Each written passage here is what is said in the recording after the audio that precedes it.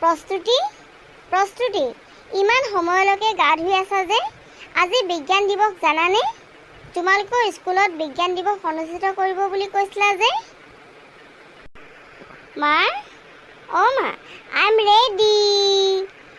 I know today is 28 February and Science Day তাত মই প্ৰযুক্তি কবিতাটো আবৃত্তি কৰিম হয় নেকি ভাল কথা তেন্তে বিজ্ঞানৰ আৱিষ্কাৰৰ বিষয়ে দুআষাৰ ক'বলৈ ক'লে কি ক'বা মা কবিতাটোতে বিজ্ঞান দিৱসৰ কথাও উল্লেখ আছে গতিকে নকলেও হ'ব মা মোক কিবা এটা খাবলৈ দিয়া ঠিক আছে ৰবা মই তোমালৈ খোৱা বস্তু ৰেডি কৰি আনি আছোঁ প্ৰস্তুতি ফ্ৰাইড ৰাইচকে খাই যোৱা দেই হ'ব মা হ'ব যি হ'লেও হ'ব মা মই যাওঁ হ'ব বাৰু যোৱা ৰোড ক্ৰছ কৰোঁতে সাৱধানে কৰিবা লেফ্ট এণ্ড ৰাইট ছাইড ভালকৈ নিৰীক্ষণ কৰিবা প্ৰস্তুতি হ'ব যোৱা May I come in, ma'am? Yes, come in. Why are you late today?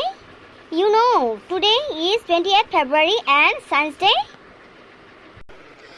Yes, ma'am, I know. Sorry. কোৱাচোন তোমালোকে আজি বিজ্ঞান দিৱসৰ দিনটোত কি কৰিম বুলি ভাবি আহিছা মহাশয়া মই থমাছ আলভা এডিসন দেৱৰ বিষয়ে ক'ম বুলি ভাবিছোঁ মহাশয়া মই এটা কবিতা আবৃত্তি কৰিম বুলি ভাবিছোঁ মহাশয়া মই এটা গীত গাম বুলি ভাবিছোঁ ৰোহিত ঠিক আছে তেন্তে তুমি প্ৰথমতে গীতটোকে গোৱা আৰম্ভণি গীত শুনিবলৈও ভাল লাগিব নহয় জানো পৰম শ্ৰদ্ধাৰ জ্ঞানোদয় পঢ়াশালীৰ প্ৰধান শিক্ষয়িত্ৰী মহোদয়া আৰু মোৰ মৰমৰ বন্ধু বান্ধৱী তথা দাদা বাইদেউ লগতে ভাইটি ভণ্টিসকল মই বিজ্ঞান দিৱসৰ ওপৰত লিখা এটি গীত গাবলৈ লৈছোঁ যদি ভুল ভ্ৰান্তি হয় ক্ষমা কৰিব গীতৰ কথা আৰু সুৰ নিৰাজিতা কোঁৱৰ চুতীয়া বাইদেউৰ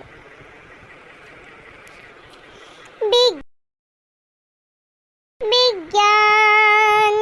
বিজ্ঞান বিজ্ঞান দিৱস আজি 28 ফেব্ৰুৱাৰী নৱ সাধনাৰ ফলতে উদ্ভাৱনগত যন্ত্ৰ প্ৰণালী নৱ সাধনাৰ ফলতে উদ্ভাৱনগত যন্ত্ৰ প্ৰণালীৰ আৱিষ্কাৰকে লভে যোগ্য সন্মান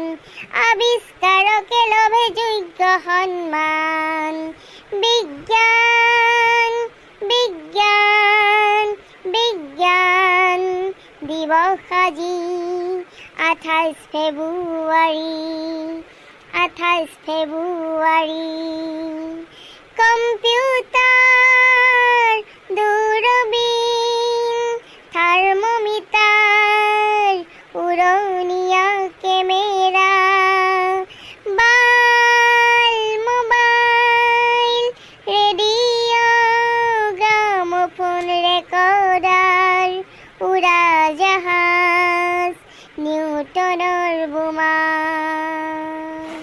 কাৰ্বন কাগজ মেচিন গান আৰু কত চিকিৎসা বিজ্ঞানৰ আৱিষ্কাৰ আৰু কত চিকিৎসা বিজ্ঞানৰ আৱিষ্কাৰ বিজ্ঞান বিজ্ঞান বিজ্ঞান দিৱস আজি 28 ফেব্ৰুৱাৰী Sir Isaac Newton, Thomas Alva Edison, Samuel Cole, Nikola Tesla, Sir Frank Whittle,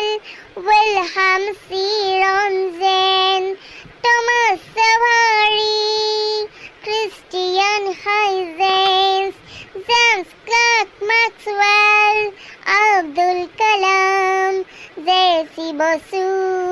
Joseph নিচ ডাঙৰীয়া আদি জোচেফ নিচ ডাঙৰীয়া আদি স্মৃতিৰ পতাক ৰাখিছো তোমালোকক পাহৰিব নোৱাৰো আমি পাহৰিব নোৱাৰো আমি বিজ্ঞান বিজ্ঞান বিজ্ঞান দিৱস আজি 28 ফেব্ৰুৱাৰী 28 ফেব্ৰুৱাৰী ধন্যবাদ বাবা অতি সুন্দৰ অতি সুন্দৰ দীপাঞ্জন তোমাৰ বক্তব্য কোৱা নমস্কাৰ সন্মানীয় পঢ়াশালীৰ অধ্যক্ষা মহোদয়া লগতে বন্ধু বান্ধৱী তথা ভাইটি ভণ্টিসকল মই আজি বিজ্ঞান দিৱসৰ দিনটোত বিশ্বৰ সৰ্বশ্ৰেষ্ঠ বিজ্ঞানী থমাছ আলভা এডিসন দেৱৰ বিষয়ে ক'বলৈ লৈছোঁ থমাছ আলভা এডিসন আমেৰিকা যুক্তৰাষ্ট্ৰৰ এজন প্ৰসিদ্ধ বিজ্ঞানী তেখেত বাল্যকালৰ পৰাই বিকলাংগ আছিল তেখেতে কাণেৰে নুশুনাৰ ফলত পঢ়াশালীত শিক্ষকক বিভিন্ন ধৰণৰ প্ৰশ্ন সুধিছিল ফলস্বৰূপে শিক্ষকে অসন্তুষ্টি প্ৰকাশ কৰিছিল আৰু এডিসন দেৱৰ মাতৃক চিঠি দি বুজাই দিলে যে আপোনাৰ ল'ৰাই শ্ৰেণীত পঢ়াওঁতে গুৰুত্ব নিদিয়ে বিভিন্ন ধৰণৰ প্ৰশ্ন সুধি আমাক শ্ৰেণীত অসুবিধাৰ সৃষ্টি কৰে যাৰ কাৰণে আন ছাত্ৰ ছাত্ৰীও আমনি হয় আৰু ই ভোটা বুদ্ধিৰ ছাত্ৰ গতিকে ইয়াক আপুনি পঢ়াশালীলৈ নপঠাব ঘৰতে নিজে যি পাৰে শিক্ষা দিব থমাছ আলভা এডিসন দেৱক মাতৃয়ে ঘৰতে শিক্ষা দি ডাঙৰ দীঘল কৰিলে ক্ৰমান্বয়ে তেখেতে ঘৰতে আনুষ্ঠানিক শিক্ষাৰে মগজুৰ বুদ্ধিৰ বিকাশ হ'বলৈ ধৰে তেখেতৰ দীৰ্ঘদিনীয়া প্ৰচেষ্টাৰ ফলত 1879 চনত বাল্ব আৱিষ্কাৰ কৰে ক্ৰমান্বয়ে তেওঁ গ্ৰামোফোন ৰেকৰ্ডাৰ টেপ ৰেকৰ্ডাৰ মুঠ সৰ্বাধিক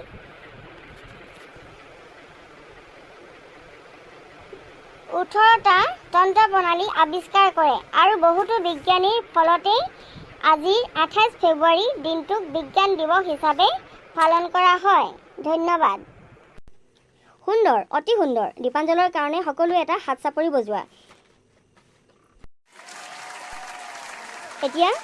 মৌচুমী তুমি অলপ বক্তৃতা ক'লে ভাল লাগিব পৰম শ্ৰদ্ধাৰ জ্ঞানোদয় পঢ়াশালীৰ প্ৰধান শিক্ষয়িত্ৰী মহোদয়া জয়তে মই আপোনালোকলৈ শ্ৰদ্ধা মৰম ও বন্ধু বান্ধৱী সকললৈও মৰম শ্ৰদ্ধা জ্ঞাপন কৰিলোঁ মই বৰ্তমান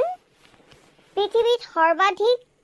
প্ৰচাৰ হোৱা মাধ্যম আৰু ব্যৱহাৰ কৰা মোবাইলৰ বিষয়ে ক'বলৈ লৈছোঁ মোবাইল আমেৰিকাৰ ইঞ্জিনিয়াৰ মাৰ্টিন কুপাৰে 1973 চনৰ 3 এপ্ৰিলৰ আৱিষ্কাৰ কৰিছিল মোবাইল আৱিষ্কাৰ কৰাৰ পাছত প্ৰথমে মোবাইল ব্যৱসায়ী প্ৰতিষ্ঠান মটৰলা কোম্পানীয়ে চাহিদাযুক্ত বজাৰত বহুলভাৱে বিক্ৰীৰ ব্যৱস্থা কৰিছিল কিন্তু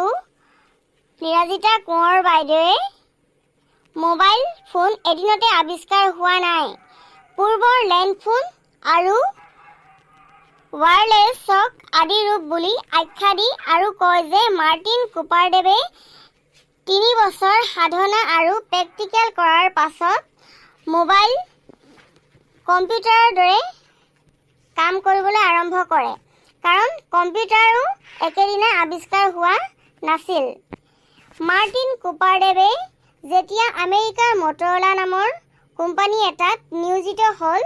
আৰু তেখেতে 3 বছৰ সাধনাৰ ফলত মোবাইল আৱিষ্কাৰ কৰি বিশ্বক চমক খোৱালে আৰু মাৰ্টিন কুপাৰদেৱে মোবাইল আৱিষ্কাৰ কৰাৰ পাছত 2013 চনত মোবাইলত কম্পিউটাৰৰ দৰে কাৰ্য সম্পাদন কৰিব পৰা ক্ষমতা কৰি তুলিছিল সেয়ে তেখেতক 2013 চনত মাৰ্কনি এৱাৰ্ড দি সন্মানিত কৰিছিল। ধন্যবাদ। নিৰামিতা বাইদেউৰ মোবাইলৰ ওপৰত উদ্ভাৱনী আগবঢ়োৱা প্ৰতিভা বক্তৃতা চাই অতি সুন্দৰ। কেনে তোমাৰ লাগিল? উজ্জ্বল যদি ভৱিষ্যত ভাল কামনা লাগিল কৰিলোঁ। লাইক, কমেণ্ট, শ্বেয়াৰ, ছাবস্ক্ৰাইব কৰিবলৈ নাপাহৰিব।